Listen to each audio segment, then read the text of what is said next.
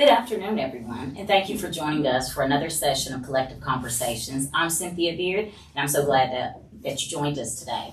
Kollective Konversations is a weekly roundtable where we come together every Wednesday at noon for an hour to connect, share, and grow through meaningful discussions and conversation that bridge life, work, and community together. Today, we are very honored to welcome our special guest, DC Woodson, which is a talented Master Barber and a dedicated Deacon who brings both skill and wisdom to the table. We're looking forward to getting into that conversation and hearing more about his experiences and insights. How are you today, DC? I'm good. How about yourself? I'm doing great. We're so glad to have you here. And I wanted to first ask you whatever.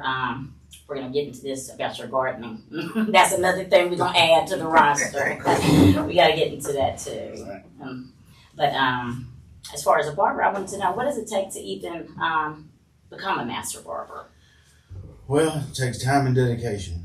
First of all, you got to go to school. Okay, what's that like? What's the schooling like on the curriculum, the hours that's needed?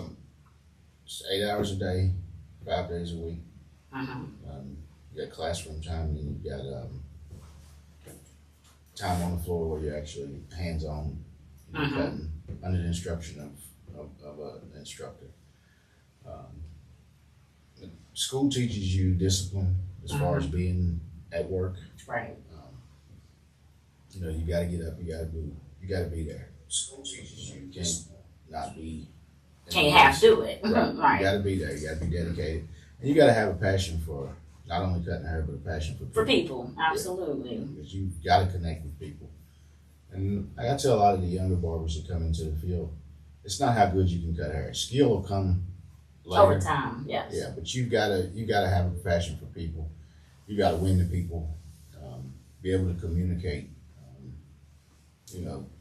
You got to have a heart for people. You can't. No, that's true. You actually cut my son's hair. You gave him his first haircut at 4. Right. And you were really patient with him. And my son also has some sensory issues and was really nervous about getting his haircut. So I really appreciate the time you took with kind of walking him through it, talking him through it, telling him what all you were going to do. You know what I'm saying, before you did it. And that's what it takes, especially with young kids and the first haircuts.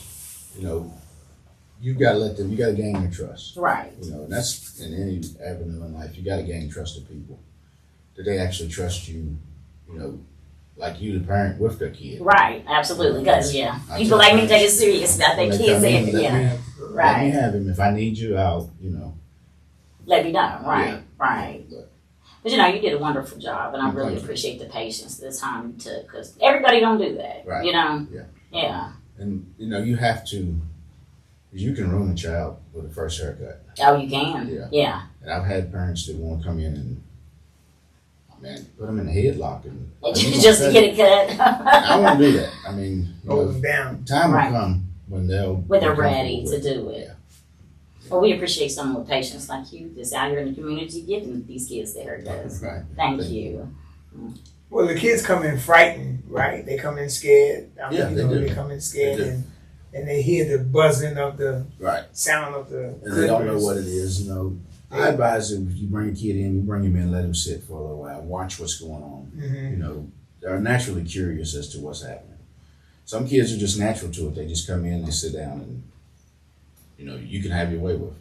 Okay. Does it help them when they have games and stuff like that there for them to play with? Or does that Sometimes, if some kids have issues, it is good to have a distraction for them.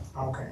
But some kids, it is a distraction for them to, have, the phones or a tablet, which I got a tablet. If it's going to help, I'll let them use mine. Right. But with new kids, you got 10 to 15 minutes of his attention span.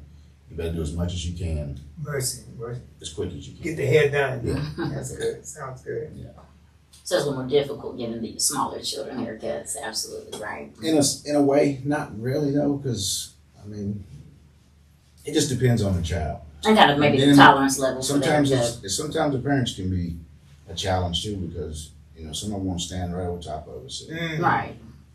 Every little piece of hair they want to. They want to micromanage the whole situation. Right. But you gotta love people, and you just gotta have patience. Right. Yeah. How long have you been doing? I'm sorry. Yeah, I'm sorry. Oh, go ahead. How long have you been doing this? Professionally, I'm in my 14th year. Oh, wow. I didn't know you was not that long. Yeah. That's great.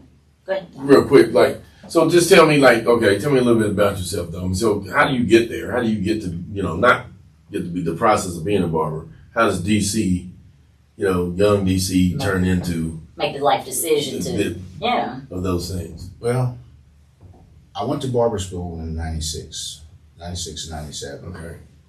And when I got out of barber school, I went straight into detailing cars, because the opportunity was there. And I've done that for 13 years. Okay. But being in that area, you know it's not going to last forever. And I've always loved people. I've always been a people person, so I just felt that I had to transition into what I had went to school for and what I was skilled to do. Right. And it was a little bit rough starting off. Right. I started off cutting hair at the mall, and that could be a challenge because you come in with all kinds of people. Right. But it helps you, because you're cutting all different types of hair, different cultures, different people, good people, bad people, mean people, right. Nice people. You're gonna have that, and that's gonna be in any avenue of work business that you do in your life. You're gonna have people that are okay, you're gonna have people that's not okay. You just gotta have the patience. I can't show you when you come in that I'm not feeling it today. I've got to present myself, not necessarily to be fake, but I've got to hold a professional. Yeah, because your game face something. Yeah. Right. I can't let you know when you come in that I done had a bad day or it's been a rough start. Yeah. Because that can bring you down. And I bet you, being a barber also gets into, because I've done counseling before, but it's when you're a barber, I'm sure when you have somebody relaxed in a chair or whatever, you know what I mean? Then they start just spilling out and stuff. You know what I mean? But that how you direct them is a big thing as well. I mean, knowing that because I don't know. Do y'all talk about that in school about like? Yeah, oh, really? That's really neat. That's pretty neat. I ain't know that. You're a part-time counselor. That's pretty neat. Yeah. That's pretty neat. I didn't know that. Back in the day when barbers started, that's what they were. You were a counselor to everybody. Right. People come in and they lay it on you. I mean, you wouldn't believe some of the stuff I've heard behind the chair. Right. And at times it's challenging because what they pour into me, I got to keep that. I did. And it was a couple weeks ago, Elder Carlos Smith came in, and he's a counselor as well. Okay. He's a counselor in the church. And I asked him, I said, how do you process and keep, some of the stuff people bring to you? And he said, Deacon, I'm going to tell you what you do. He said, get you a journal. And you start writing stuff down. He said, don't put no names or nothing with it. But stuff that you don't want to keep, write it down and you get rid of it. You don't get rid of it, but yeah, I know what you're saying. And it put it in its proper place. Yes, it helps. Right, because I didn't even think, man. I've been about this is my second week or third week, and I got me a little notebook, and I just jot stuff down, How many books you think you would have? If I had been doing it, we'd be up there. I mean, guys come in and they, everybody got problems in their life. Right. But you can confide in your barber. I don't say all of them, some. Right. Of course. Some people just messy. Right. And they'll tell you business to somebody else, but you gotta keep keep a lot of that, into yourself. Right. And this is, I think, one of the things I was going to ask you, because remember you were saying about them coming, kind of pouring out to you. Yeah. You know what I mean? That's that week. You Right. see them almost every other week or every week. That's it. You know what I mean? And the crazy thing about it is that rapport you have with them, they kind of want you, maybe not to expand on, asking them, hey, what's going on with your life, but to remember what you told them, what they told you the last time. You know what I mean? Just because, if you ain't paying attention, you know what I mean? It'll be like, you gotta keep it. I mean, but that's a knack that you don't even think about. But I mean, it's a rapport that they have with you, right? And then so I'm like, man, this is crazy. I mean, but you know what I mean? Sometimes you can do it without even writing down. You can just remember, like you didn't see Cindy since last week. She come in with her kid. Hey, how you doing on that that test? Yeah. You know what I mean? It was a couple of weeks ago. Try to remember. You know what I mean? That's what I'm saying. But it's a knack to it. That's why I said everybody just thinks barber, cut hair. Say you win people, you got to listen to them. You can't just listen and blow it off. You got to understand that they telling you stuff for a reason. Right. It's more than they can, and sometimes they want advice. What should I do? I have people come in, man, me and my girl going through this and going through that. And, just have patience with her. Women gonna be women. Right. You know, let her be right. You know, but be honest with her. You know, Yeah. you don't like it. You know, you don't like it. Right. And then y'all have to work through it. Yeah. I mean, you're right. No, you're right. That's it. You know, and you know, it's I'm glad to have you up here. You're from where I'm from. We were just over there in a minute ago. I was telling another colleague of mine. You know, we had rode through Sprague. Mm-hmm. You know what I mean? That's you're the epitome of Sprague. I mean, and other guys as well that I grew up with. But you know, I was just with my cousin last week. I didn't, like I said, I visited Sprague. I didn't grow up in there. Y'all grew up in it. You and my cousin Freddie. But you know, and he's a pastor now. But you know, it was always something about him. I said that when he was small, that was definitely different. Not saying the other guys wasn't. They was cool, but it was. But if it wasn't only him, it was you. And y'all about around the same age as well, right? Around the same age. I think he's a year older. Exactly. But it was just always something that I could tell was different. You know what I mean? In a good way, not in a bad way. Right. And that for me to segue into now, you're a deacon as well. You know what I mean? And that's the thing. So to merge the two together, because you've been cutting for 14 years, you said, right? Right. But I mean, not so much, but being a man of faith, how long has that journey been? Well, I've been deacon for, I think I'm in the 7th year. That's good. So That's great. At Heart of God Right. Ministries. At Heart of God. Nice, good. That's And great. that has That's really great. helped me mature Right. more so, you know, because not only now is, when I first started barbering, you know, I was DC, you know, straight up and down. You know, you come in, I'm gonna tell you this, I'm gonna tell you that. And you can tell me, you know, we're gonna exchange some stories. We're gonna, you know, we're gonna do it. But in my walk, I've learned how to interpret scripture into, you know, encouraging people. You know, to trust God. Right. So the training was, you know what I mean? That's crazy. You know, now I'm thinking about it. You training 14 years ago. Don't even know that it's going down this road, but you trained in 14 years. And we talking about, like I said before, which is a very important part, cutting hair. But it ain't that. It's bigger than that. And that's what you start to see. It's like, man, this is crazy. You know what I mean? And that's the thing. Because you never know the impact you have on somebody's life. Exactly. You know, just to encourage them, you know, that everything's gonna be all right. Yeah. You know, people come in pieces. You know, Right. don't know what to do or what to, you know. Discouragement is easy. It's easy to get discouraged. You know? Well, it is. I mean, and like you said, where you grew up in Sprague, you know the deal. I mean, as far as, you know, it was tough. I mean, it was tough at times. You know what I mean? And the world going, you know what I mean? Growing up in Sprague, if it wasn't for us being a close-knit community, I don't know where we would be. Yeah. You Yeah. know, because I mean, I would say, we could go anywhere, as long as it would. We didn't show up at nobody's house before 12 o'clock. Of course, yeah. But that's what I'm saying. I remember running, like I was telling you before we started, I remember running through your grandma's house. I mean, it was after 12, but I'm just saying, but I remember all it was just like that. You could just go around and be free. I mean, it wasn't like that. Get something to eat. I mean, it wasn't like, you know, I mean, wasn't nobody saying, oh, get out of here. You know, we ain't got no food or nothing. They was just, I mean, even if they didn't, we all was at each other's house. We all got a portion. Right. That's how we was raised that way. And honestly, we got to get back to that. Yeah. You know, Yeah. looking out for each other. You Right. know, as a community, you know, I think we could do more. Communication is the biggest I part. think so. Because, you know, I don't know what you need unless you tell me. That's true. You know, That's true. and if we don't communicate, where we at? Right. You know, That's a lot of, you you're right. can know things that I need to know.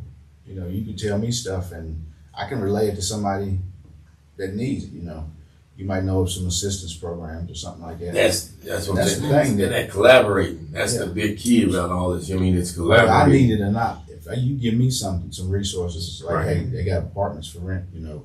Exactly. And they, you know, like me being down there with Cody, he's got them apartments, and there's people that come in that are looking for something, and he may have it, he may not have it, and the programming he's got, you know, where just about every apartment that he's got, everything's included. Right. And I And so like it's that. such a good price that, you know, I like that. And that's a great thing. I mean, it is. It's a good thing. It is. Yeah. Oh, he yeah. has. I mean, So when you say Master Barber, are you dealing? I mean, how do you operate with that? Because you know you have other guys that come in there. They probably cut pretty good as you do. I'm not saying as great as you do. How do you converse with them when they say, well, hey, you know, that's the Master Barber over there. You know, they. Right. Well, so Master Barber is any barber who's been licensed for 5 years. Mm-hmm. And what it does is it qualifies you to, you can be an apprentice. You can have barbers train under you. You don't have to take the first year barbers, second year barbers.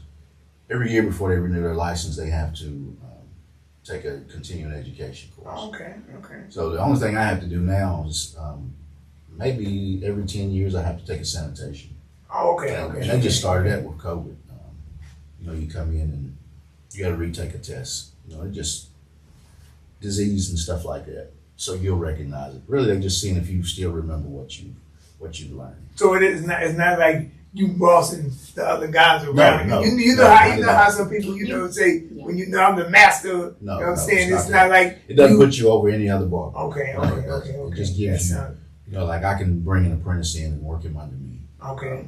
But as far as the apprenticeship, it's a good thing for somebody who generally has a passion for it. But it's got its perks and it's got its downs because you're not getting the classroom time. Right.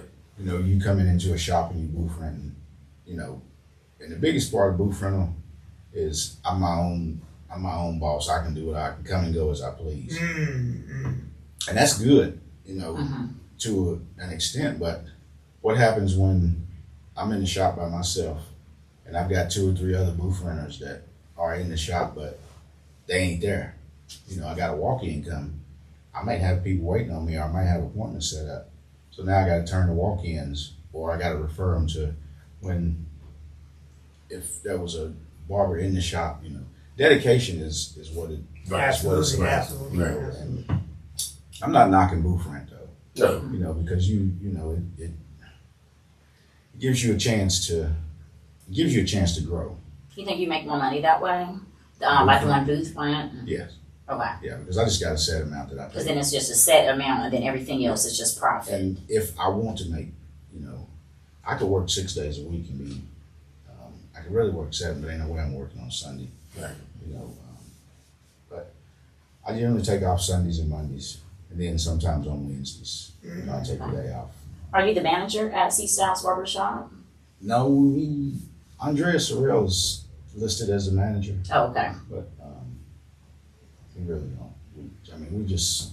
Everybody kind of has their own booth. We've been there since it yeah. started, so we kind of get along, and Right. it's really nothing to manage. We got a group chat that anything that needs to be done, That's anything good. needs to be addressed in the shop is, just send the checks out. Mm. Everybody's gonna get it. We can do it. That's We don't good. have I think it's a good thing. Speaking on apprenticeship, have you had apprentices of your own, or are you open to Yes, some in the I future? I've got a girl who's supposed to come in, I think next month. She just got out of cosmetology school. I've had 2 apprentices under me. And sad to say, neither one of them has taken the test. They've completed the apprenticeship. Yeah. But they are somewhere working another job right now. And that's the thing. Being an apprentice, I can only partially prepare you for the test. Right. Being in school, you can go to school and do it in 8 months. If you push yourself, get you 8 hours every day or 10 hours a day, because the school lets you come in and do extra, 4 hours. You come in on Monday and clean the school, and they'll give you hours for that. But they prepare you for the test. They give you everything you need, and you've got to be there in order to get the hours. When you come out of school, you can do whatever you want to do. You pass the test, you can open up your own shop. I don't recommend that you come out of school and you go straight into open your own shop, because you got overhead with that. And you learn more in the barbershop than you will in school. That's another question. I wanted to ask you that. So when you take the test, is part of the test actually like, is any of it physical to where you have to demonstrate like a haircut or haircutting techniques, or is it all book? Yeah, there's a book test. I think there's 100 questions. They took law out of the test. Anybody listening, law is not on there no more. It's easy. Anybody want to get into it, I recommend you go to school. But your practical is done on a mannequin now. It used to be on an actual person. Oh, really? You used to have to perform a haircut and shave, facial, scalpel. Mm-hmm. But they've cut it all down to now it's just a haircut and a shave. Oh, wow. Yeah. You don't have to do the scalpel and facial and any of that anymore. And it's 7 strokes of the shave down one side. And they'll tell you which ones to do. It's it's easy. I mean, it's not like it used to be. Where did you attend barber school? I went to Charleston School of Beauty. Charleston. Okay. You recommend that, Howard? I do. You do. Yeah. And there's 2 more barber schools in the state now. I think there's Carver down there, and then there's another one in Fairmont. Not Fairmont. I think it's in Bridgeport, Clarksburg area. Oh, okay. Yeah. So, and then there's another one up in the Panhandle for anybody up that way. But I recommend school. I mean, to do an apprenticeship, it's 2,500 hours. To go to school, Wow. it's 1,600, I think. And you can do it in 8 months. I mean, if you buckle down, you can do it in 8 months. The apprenticeship, they give you 2.5 years to do it. So the 2,500 hours you need, you time me up for 2.5 hours because I got to be in the shop whenever you're in the shop. If I come in the shop and you're there by yourself and I'm not there, we both get in a fine. You know, and the shop may get a fine, just depending on the inspector. You know, school is the easiest way to go as far as becoming a barber. Do you think it was good they took the legal stuff out that they taught you? Was you there when the legal stuff aspects were taught? Yeah. Okay, so you're kind of It's really just a bunch of rules and fines and numbers, Mm-hmm. and the numbers were confusing because certain fines are $200, some are $100, some are $500. Mm. You know, a lot of people were getting confused on that, and I think Donnie Snyder, the president of the board, actually insinuated to take law out, Oh, really? and they made a vote and they did take it out of there. So it makes the test a little bit easier Mm-hmm. to where you don't have to learn the law. Do you recommend though that I recommend you learn the law Yeah. because if they come in there and they catch you wrong, right? You want to be in the they're know. gonna slap them Yeah. fines on you. You That's You how they can't, get you their can't money. just say you don't know. No, you know? can't, Yeah. because they give it. You gotta learn. Right. Yeah. What do you think about these guys now that are locked up in prison, but they're learning barber skills? I love that. I mean, what you think about, about the Yeah. young guy that started his company from jail, Yeah. to That's coming a out plus in the world. all over the place because you're actually being rehabilitated and Mhm. you're coming out Mm-hmm. and you've got the entrepreneurship to where you don't have to answer to anybody. You know, a lot of problems with people coming out of jail is having to go work at McDonald's and these different places, and you got whoever's over them. It's gonna make it hard on them because I ain't gonna say they're a criminal, but they've been convicted. They have a criminal background. You know, Yeah. people look down on you. Absolutely. For that. Shouldn't, but they do. You're exactly Yeah, right. absolutely. Should have paid your debt. That should be done then. You've But done then, your time and they let you out. then there's an unwritten one Carries a here, stigma. and that's the thing. But you're right. Mhm. But Right. what do you do? What do you do when you come in? You say, I'm coming in your shop, and I know you, but I don't know the other guy.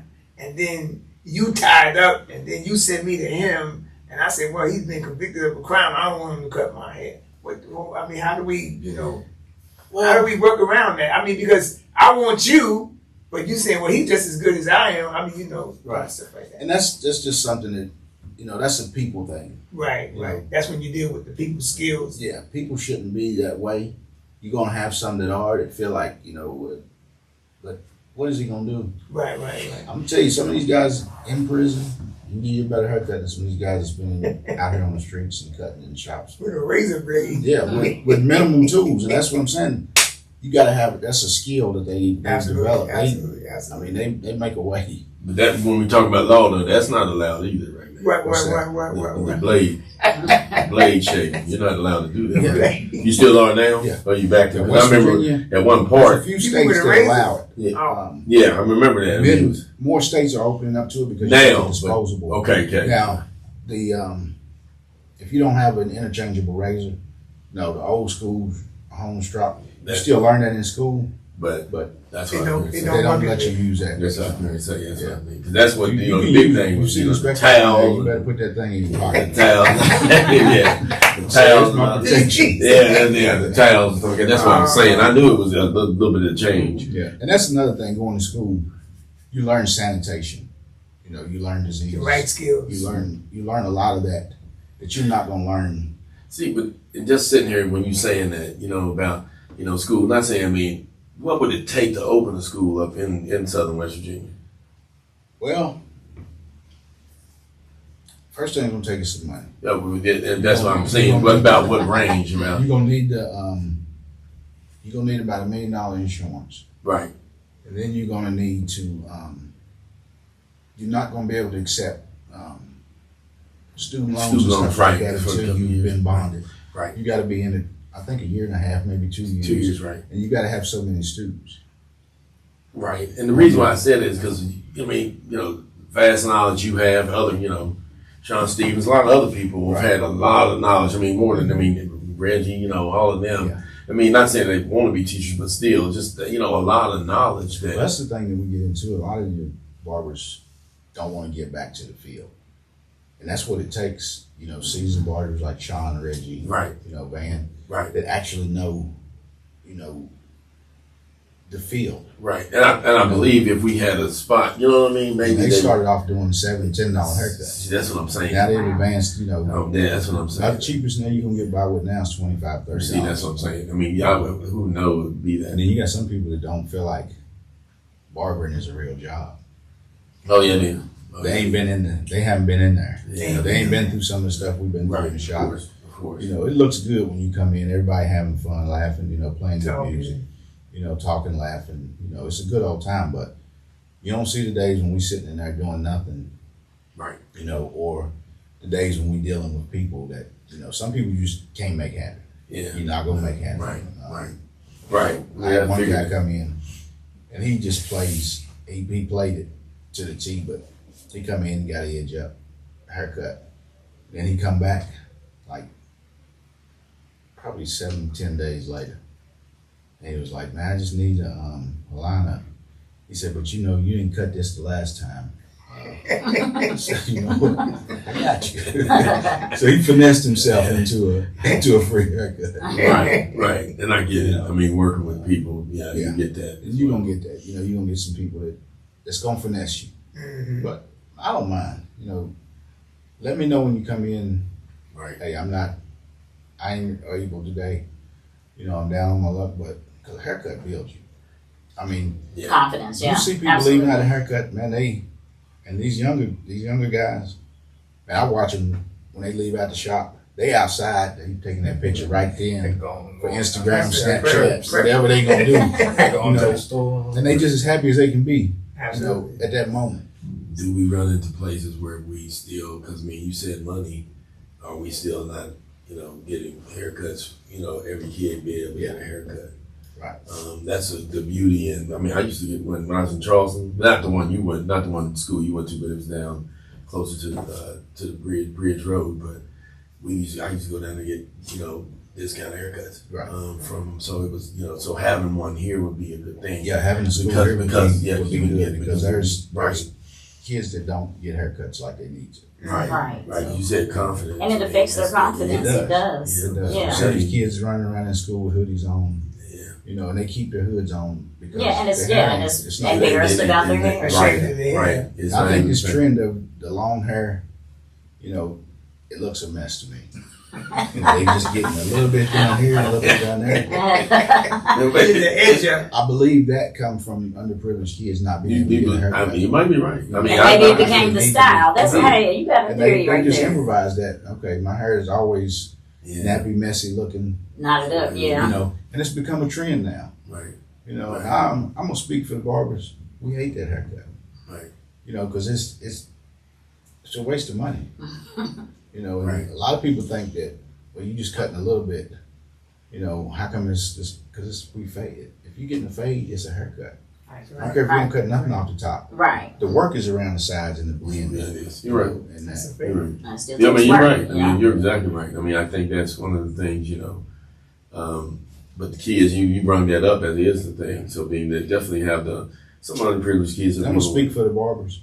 If you reach out to, I'm gonna say any barber in this area, and you let them know, hey man, I ain't got it right now. Can you look out for me? Yeah, they're gonna look out for you. Yeah. You know, I just believe that in every barber that I've been in contact with, everybody that I know, They do. that they're gonna look out for you because they know if they're in it, they got a passion for it. They know what a haircut does. Right. You know, especially if you need one. Right. You know, Have you ever had a situation where someone came in or even brought a child in and couldn't pay? yeah, I had a parent that used to bring her child to me, and they would always get him a haircut. They would bring another child that I guess she was babysitting or whatever. Mm-hmm. And I could see the look on his face that he wasn't getting. And I asked, I said, why come you ain't getting a haircut? Well, his daddy takes him to get a haircut. I'm like, he been in here 2 times with you, and his hair still. And I told the boy, I said, come on, man, you want a haircut?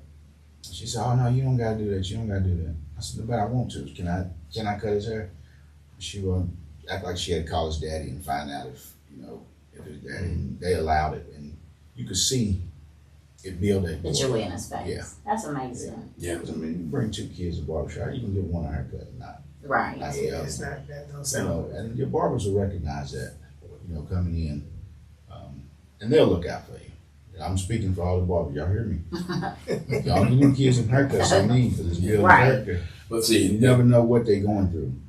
So we talked a lot about. I mean, we can keep on talking about barbering. It's fine with me, but I do want to get into the fact of your transition with your faith, with your spirituality. How you became a deacon. I mean, that's a great thing. Right. That's a great honor. But definitely, the path to that. I know we said a little bit about barbers, being 14 years and being a deacon for 7, but that transition of definitely the spirituality changing. Not saying telling you you always been DC to me, you know what I mean, but Right. you're deacon, you're a deacon, and that means something. And I commend you for that, because I mean your dedication. I mean it's an inspiration to see that anyway. I mean, definitely it's one thing to be a barber, and that's a great thing too, Master Barber, all of those things, but being in the church and things, for me, I mean, that's a big honor, to want to serve. And that's what the deacon does. That's That's what deacon means, servant. Exactly. So I mean, that's the thing. No matter what the service is, you clean the bathroom, you serve people, you do whatever. That's right. Whatever That's right. service needs to be done, that's That's what a deacon does. It's not just a title. Right. I think a lot of people don't really know what deacons actually do. You know what I'm saying? Deacons do whatever needs to be, whatever there's a need. That they help do. fill that Right, need. yeah. We go do hospital visits, we go see the sick, we do it all. Mm-hmm. Somebody don't have, we Y'all help provide organize for them. events and all kinds of things as well, right? We there's no limit to what we should do. If elderly, we go visit the elderly, we call them on telephone. Congregational care is the main thing, It's great. and it's not just to our congregation. Right. It's Right. anywhere, I know that. anywhere we go. Right. We visit other churches. You're in the presence of God at all times. Is it? I can't go home and not be a deacon. Right. I see the neighbors need something, I got to look out for them. Right. And that's how we grew up. Yeah. It is. You're right. And I did, thinking about those things, you know what I mean? And, the church, up on the hill. Yeah. You know what I mean? Just going up there, you know what I mean? I always, even say about my uncle, my Uncle Doug, Henry, you remember him, just things like that. But people that still struggle. Yeah. I mean, don't get me wrong, I'm not. We didn't understand it growing up. No. Why come we did what we did, but once we grow into it, Right. we didn't want to listen to the old folks. Well, they don't know what they're talking about. Right. We all guilty of that. Right. You're right. But you see situations in life when you advance and you get a little bit older, and this is why we learn, That's it. the things we did. I think it's great. One of the things that stuck with me the most, my dad went to jail when I was 12 years old, and they gave him 7 years in jail. So the community come together, and they raised me. I was raised by Waverly Tony, Reverend Dyer, Reverend Leach, Wow. Click Bandy, Chucky Simon. They take me right all around those with them, names. and they brought me up. I was sitting over on the corner with them. They gambling and things like that, but they taught me how to be a man because I didn't have that. Right. And that's where we've fallen short now. Yeah. Out here in the community, we don't want to try these young folks because they're so hot-headed and but we got to get them. I mean, if we catch a crowd of them, if you get 1 out of 2 There you go. or 3, you winning. Because he's gonna be the influence to the others. Which we're now, once again, stare back to barber. You done cut their hair before. You know what I mean? And that's, you know what I mean? So now, Right. as a little boy. So I've Yeah, got a little better boy. avenue to them. Exactly, as a little boy. And watching them grow. Like I be in the gym, man. I see some kids that was babies. And I'm looking at them like, man, I know you, and ask them who they is, and they tell you their name, and they ring the bell. Yeah. And then tell them I used to cut your hair tomorrow, and they be like, Yeah, you did. That's it. I mean, and like I said, to say the title Deacon yourself, I mean, that's another thing. I mean, to let them know, you know what I mean, and about the life you can lead. Right. Which is great. I mean, like I said before, that's one of the things. I mean, and we see it a lot. I mean, as far as with you and for me now to see some of the guys I grew up with, being and now turning life to Christ is a good thing. But I also commend you on becoming a deacon. I think we need more people, young men in the church to put themselves into the things of Almighty God. And, give a shout out to your church, Heart of God. God bless you, Apostle Sims, my friend. Amen. But, we need more young men to, come to God. You know what I'm saying? It's just something that, it's not that you're going to be on their head, cutting their head, talking about, hey, man, you need Jesus. I don't think it's all about that, but I think that. I don't do that. I don't use my chair as a point of salvation. I will introduce you to God and ask you, do you know Him? Can you come to church if you need a Because church? in the barbershops, I don't know about any other shops, but shops that I've been in, politics, religion, that's an open thing for an argument because everybody don't believe. Right. We don't talk about it. Just let it fly through. And abroad. We don't do religion, we don't do politics. Right. One more thing we do.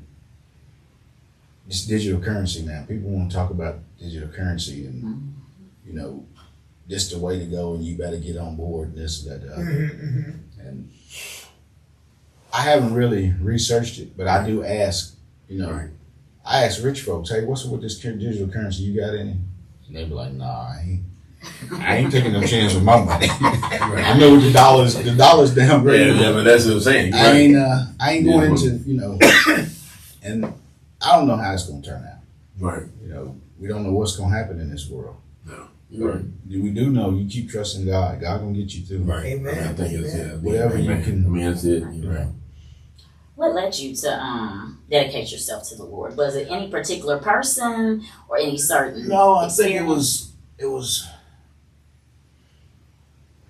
God spoke to me one Sunday. I was in church. I looked in the pulpit and it was women. And Bishop Sims was one other man preaching. It was 4 women, and I said, "Man, where the men at in church?" I said, "When you gonna stand up? When you gonna step up?" I ain't go back to church for 6 months because I wasn't ready. You never gonna get yourself ready by yourself. That's right. It's you just got to jump in there and go. Church ain't gonna hurt you. Some of the people in there might hurt your feelings. Right. I'm just being straight up. But you're not there for the people. You're there to hear from God. That's it. You're right. And everybody ought to be able to pray. But all my life, it seemed like I've had everything I wanted. Whatever I wanted to do, I was able to do it. And that comes from the way I was raised. Right. I was raised to be a hustler. At 12 and 13 years old, not having a dad, I was cutting grass. And I go to school with a knot full of money. People wonder, where you getting all that money from? And then I got into some other avenues of life and, I learned some different things. But me having everything that I ever wanted or was able to get everything I wanted, I didn't have peace inside of me. Because you always got that worry, what's going to happen on the back end of it. Right. But finding God again and actually walking, it ain't an easy walk because, people gonna come against you. People gonna look at you and say, you ain't who you say you is. You ain't doing what you're supposed to be doing. They gonna try you. Of course. And family and friends is gonna be the first ones because they're the people that know you. And it's not beneficial for them, for who you used to be to who you are now. Right. And that was my test. When I started to walk, family and friends didn't, but I never turned my back on any of my family or my friends. That's right. I know. I don't disconnect myself. I don't do what they do. I don't smoke and drink and talk junk no more. Right. But I still associate with my friends and my family. That's right. No matter what they do. Never wrong there. Because at the end of the day, you know where I live. I got a row of hedges out front. I got a fence in the back. And I got 6 dog kennels back there. But I ain't got no heaven or hell to put you in. I can't keep you in my yard, so what am I gonna condemn you for? What you doing? Right. You know, I just pray for you. Yeah. You know. And people understand, you know, and they respect me to a point to where, you know, they cuss around me. They be like, "Oh man, I'm sorry. Don't apologize to me. Apologize to God." You know, because. But I think you know, when you say that though, I think that it is respect to you, but I think it is respect to God, because are they seeing God in you? Right. They have to be, because they wouldn't say, because it just strikes me. That's where I was going next. Yeah. You know, sometimes the only Bible somebody gonna see is me. That's right. You know, whatever word I can give you, that's all they gonna get, and that's what we need to open that door. Right. You know, for people to see. You know, my prayer every day is, God, let your light shine on me, not so I can see the way, so somebody else can see. Of course. The way to go. You know, Of through course. me. That's exactly it. I mean, it is a big thing. I mean, it's like when you say that. I mean, and you know, like I said, you definitely, you know, like I said, it was different. You were different when you were younger. Not different like that, but but a different demeanor than what everybody else. Wasn't loud, and it still ain't loud. Right. You know, I'm loud. But I've been loud. I mean, that's the thing. You know how we grew up. Everybody knew. Right. You know, they seen you, they knew who you was. Exactly. And So they it's see me, they know who I was. it's just one of those things. And you know, it was gonna get back home before we did. Oh, yeah, and that's another thing. You Or know, they cell get phone, more out internet. about him. I mean, it is the way it was. I mean, and that's the thing. It wasn't a bad thing. I mean, don't get me wrong, but I do know, you know, I mean, people are, you know, setting apart and see that as well. But you know, God, you know, He uses people that you would never think. Not saying you, because I mean, that's good that He did. I'm not saying that, but He does. He's like, what do you mean? Because then when they see you, they like I said, they call you DC. But little do they know, it is not the same DC. Even though, you know what I mean? They're not saying you're not saying you better than them or nothing like that. It's just the fact that you're set apart from that now. But hopefully once they hang around, you'll be like, oh shoot, it's DC, but it's a godly DC. It's more than it would be a, you know what I mean? And that's my DC prayer, in the that world. everybody finds their calling in life. Everybody ain't called to be a preacher. Everybody ain't called to be a leader. Right. Some people called to be, you know, big brothers and mentors. You Right. know, help somebody out. You know, just to be effective wherever you can be. Amen. You know, and encouraging to somebody. You know, if you, like I said, if you're in a room with 25 people and you give some encouraging words, if 2 people accept it, that's good, because them 2 might influence 2 more. Exactly. You know, and you know, if they change their ways, That's it. somebody else won't change. So that's what we, you know, this generation that we're in are nothing but followers. They will follow you wherever you're going. They're the most influential generation that there has been. You know, because you can influence them to do whatever. You know, like I said with the hair. There was a poor kid who couldn't get a haircut that started sponging his hair because, you know, this the style now. How many of them you got with it? You know, they just, Most of them. and that's what they want. You know, You're right. I think I we heard can something. influence them, you know, if we can interpret God in there some kind of way, let them know that this is how I got to where I'm at. You know, because honestly, you know what they say about us, we ain't supposed to be here. Yeah. They said we wasn't gonna make it. Right. But where we at? We're here. We still doing it. Right. Some of us didn't make it. Yeah, But, you're you right. know, And then, yeah, we had parents at home that prayed for us. that's it. You know, Yeah, they that's prayed it. that prayer of faith and died here, died leaving here. That's it. And they believed in prayers. No, you're I right. believe my baby gonna be all right, because, you know, I'm just trusting God that that's what's gonna happen. And that's what's carried many of us through. Yeah. Is those And still prayers. carries us through. Mhm. Yeah. So you have a son that's the same age as my daughter. They're seniors, Yeah. right?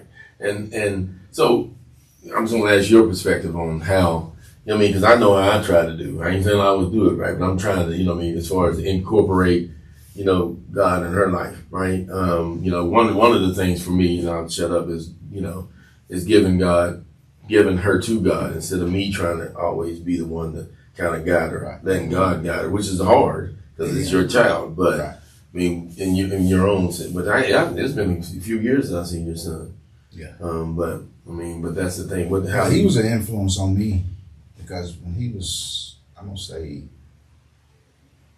9, 10, his grandma was taking him to church, and he would stay with me on the weekends, and I would have to drop him off to her on Sunday mornings, and I wasn't going to church then. I was like, man, how my son thirsty for church and I'm not? You know, he was going to church right uptown somewhere. And I said to myself, I don't know what they teaching him because you got different denominations of church. Right. And I don't know what he was learning, so I had to buckle myself down and, hey, I'm going to start going to church. Once I started going to church, I pulled him. His grandma got sick. That's what pulled him from the church that he was at. Mm-hmm. But I continued to take him to church. Wow. He was going every Sunday. And at children's church, he would go downstairs and he was learning. I mean, he might not be in church right now, but he know God. He know the word because that's just, they taught him that. The Bible says, train with child in the ways you go. Yeah. And when he's old, he shall not depart. But there's other things. And if you put them kids with other kids that are eager to learn about God, they'll do that. Like I said for your daughter, get her to different churches. Right. She'll find her crowd, and she'll find the where some youth at.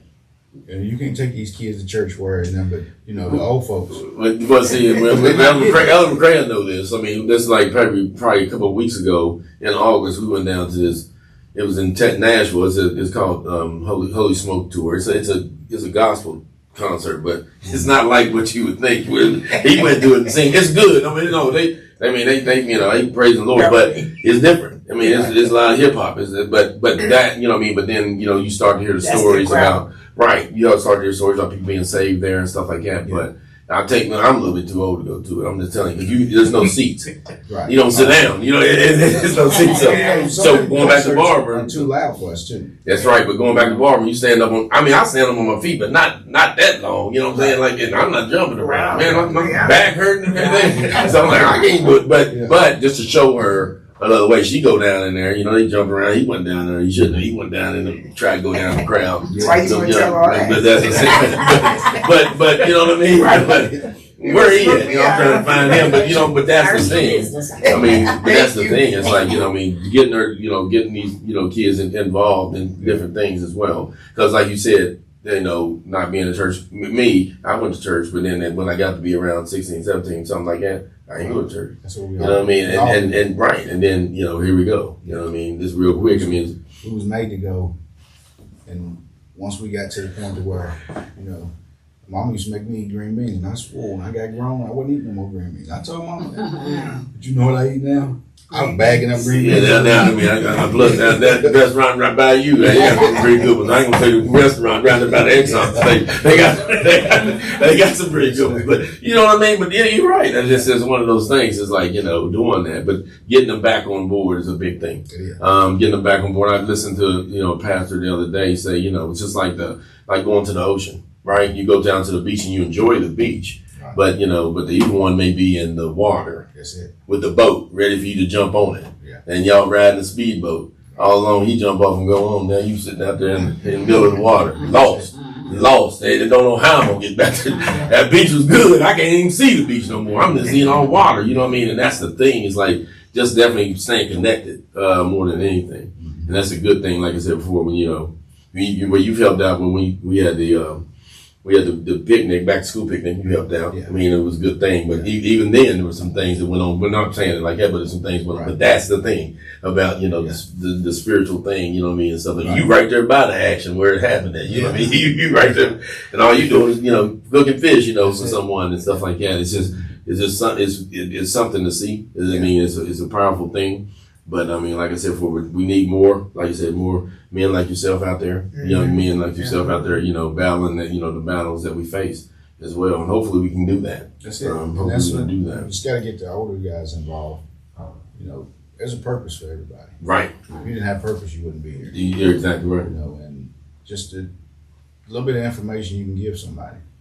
You can teach them any little thing you can give them, any little nugget. Yeah. But you can give them any kind of advice, as far as, what shoes go with what, how to dress in a different, No, you're right. I mean, you just gave us a nugget earlier when there was a fly in here. Before and we couldn't get it out. You just turned the lights out. And we turned it out and it worked. It went right to the window and we got it out of here. But those little things like that, those little things like, and I know you're a big avid fisherman. Oh, yeah. I don't have the patience for it, but that takes a lot of patience too, right? Yeah. Fisher. Being a fisherman, hunter as well. You can kill a few deer. I mean, I believe, right? Anything else? Any like bear or anything like that? No, I ain't never killed no bear, but We had 6 different barrels on camera the other day. We're gonna have to get them. Oh man! Anybody eat bourbon, hit me. I got I'm dropping them off at the butcher. We got some tags for them. Nah, we're interested in that garden you got going on, DC. Oh yeah, yeah. Doing that a little bit. How long have you been doing that? You're growing your own food? My granddaddy used to plant a garden. Oh, really? Every year? Right there where I live, it's the same place. I just plant one. So it was already kind of laid out, and all you got to do is just kind of work. Yeah, it's been a few years that we didn't do it, but so you learned this from Bobby your grandpa? Moore said, Mr. Moore used to be the barber. Mm-hmm. He said 7 years and you let it rest. Well, I figured I didn't had a garden for the last 7 years, so I'm gonna get lazy. And I said I ain't planting no garden this year. And I had a dream. Granddaddy said, "Boy, why you ain't got them beans in the ground yet?" And I woke straight up. I said, "Oh, that's the answer." And it could have been I was just thinking that. But, you know, I got on up and plowed that garden. What all do you plant? I had tomatoes, onions, squash, cucumbers. Cucumbers didn't do much this year. I still got a few tomatoes coming. Which one had the most bountiful harvest out of what you grow? I had more tomatoes this year than anything. Okay. Squash. You want the cherry ones or like the bigger No, tomatoes? big ones. I don't want cherry tomatoes. Oh, okay. Yeah, that's just too I have to much. get some, DC. That's just too much work. But I've still got, I think I still got 3 tomato plants that are producing. But they yellow tomatoes, and I only eat yellow tomatoes, so y'all gonna be talking about no green tomatoes. They're gonna get it ripe, and I'm ready. It takes a lot of time and work, though, doesn't it? It does. It To kind of does. tend And it. if you don't put into it, you're not gonna get out of it. Right. Like I look at Mr. Parham's garden over there. Man, he's got loads of tomatoes and stuff that's still coming. Wow. But you know what? Every day I went by there, he got his little scooter. He was out there in that yard doing something. Picking stuff. Wow. And you know, it takes dedication. Yeah. You can't just plant something and think it's gonna grow, because you ain't gonna get it. That's what I wanted to do. You might get a little bit of fruit. I had one for a season or 2. I did some greens out of it, but that was about it. Yeah, I seen some little plants out back. Is them yours? No, goddamn, I don't know. You might see a lot of things out there, but Yeah, but tomato plant out there, but it's done. It's getting a little weak. what's going on? I think that's going. I mean, just to end up though, but that's going away a lot. That's the gardening and things We like got to that. get back into it. We Yes, absolutely yeah, we do. do. I think that would be a Yeah. great community thing to work on if, like, we could bridge the gap. Yeah. You know what I'm saying? As someone that's, got some expertise and talent and a Right. green thumb like yourself, like if we could maybe create some type of avenue where we could bring people in, even kids, and maybe Yeah, teach people how to That's grow their right. own Yeah. vegetables. We need to do that. It is good Because times are coming. I mean, you go to the grocery store now and you want to buy some stuff. Right. It's expensive. Right. And we really need to be. And not only that, the toxins and all the stuff that's in the food that's not good for us. You go out there to Sam's, buy you 2 or 3 of them gallons of white vinegar because you got to clean that fruit. Right. Fruits and vegetables. But we do need to get back into it because that's the energy food. That's what's going to keep us. That's what's going to keep us living. You put the right fruits and vegetables together, you're going to cure yourself of any sickness and Absolutely. disease that you can have. The doctor's going to give you a pill, but Food is medicine. yeah, Yeah. it ain't gonna get you there. Right. It's not gonna heal you. If it was, they wouldn't write refills. That's They true. refill your medicine. Do you cook? We also refills waiting there. Yeah. Well, that's good. I mean, I one think. question I'd like to ask you before I don't be talking out of time, but I know your mom has to be extremely proud of you becoming a deacon, master photographer. I mean, did you do photography one time? You did photography one I still time? do. Photography, you still do the photography too? I'm not good at editing, so Right. I just take pictures. Okay. I put them on Shutterfly and send them to you. Okay. But I know your mom has to be extremely proud She of you. is. I mean, Do you work at the church as well, doing some of the videoing Yeah, I do for the do, church? Oh, yeah, that's right. Live stream. Right.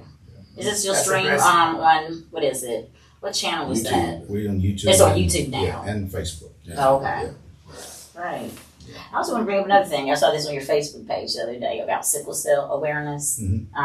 And could you tell us anything about that and why you posted as your background? Yeah, that's my sister's fought with sickle cell. Mm. Okay. From the Sissy? time, from the Okay. time she was a baby till She doesn't have crisis anymore. Oh, really? That's a blessing. You know, she's gotten to the point to where she knows if she's getting ready to get sick, Right. she can go to the hospital and get blood transfusions. But from the time she was 2-3 years old up until she got out of high school, we were in the hospital. In and out. All the time. She did a lot. What do the symptoms look like for sickle cell? Symptoms of chronic pain. Oh, wow. In Just the kinda legs all and the of them, all- arms. okay. It hits you in different places. You know, and what it is your white blood cells and your red blood cells don't make enough. Mm-hmm. And that's what causes the pain. Oh, wow. It's like when she was a child, she couldn't go swimming pool. You know, Don, we lived in a swimming pool. Oh, yeah. You know, we'd go jump in the little thing down in the asphalt plant, get wet, and go over and tell people we already been in. They know we ain't been. But how y'all get wet? But, yeah, she couldn't do a lot of stuff, you know, growing up that we could do. Right. You know, weather would set her off. Like she couldn't go sleigh ride and stuff like that. You know, because it would offset her Right. her blood vessels or blood. White blood cells. I think it's the white blood cells that don't make it. Right. But, That's kind of like it's attacking your immune system, right? Yeah, In a it sense, does. yes. but it's something that needs to be. You need to research that, especially before you have kids, because if you're a carrier. Right. It takes two carriers, right? One on the mother and the father's Right. side. Right. Right. See, my mother and my father was a carrier, but it skipped over me, and Praise the Lord. it got her. Right. Yeah. I kind of wish that it would have got me seeing my sister suffer through what she's had, Oh, wow. but you know. So that brought out like some empathy in you just Yeah. watching her go And through then they've life. made Mm. there's a new medicine that come out. I think it's called hydroxyurea. It's real good with that. You take it for a certain amount of time, and it kind of helps that. And then they've got a thing now where you can do stem cells. They Mhm. can pull my blood and do hers. And we were actually going to do that for her, Mhm. but she hasn't been sick since Praise Oh, God. praise God. since we found her match. Right. That's a blessing. Well, I guess we're gonna wrap up. We appreciate you coming Oh, in, DC. Let me get one. Go We ahead. can't get some. Can we please get some grooming tips and things from a Master Barber in case we got any younger individuals that may need them tips, or just anybody who doesn't know. Just like general, like maybe timelines and things like that. You mean like on haircut? Yeah. Haircut So. every 2 weeks. Come in with a fresh, washed head. You're going to get a better cut. We're going to cut your hair if it's dirty. We don't really like to, but the more you wash it, the better it is. You know, if you got dandruff, don't use Head and Shoulders Selsun Blue constantly. Use it one time, go back to your moisturizing shampoo.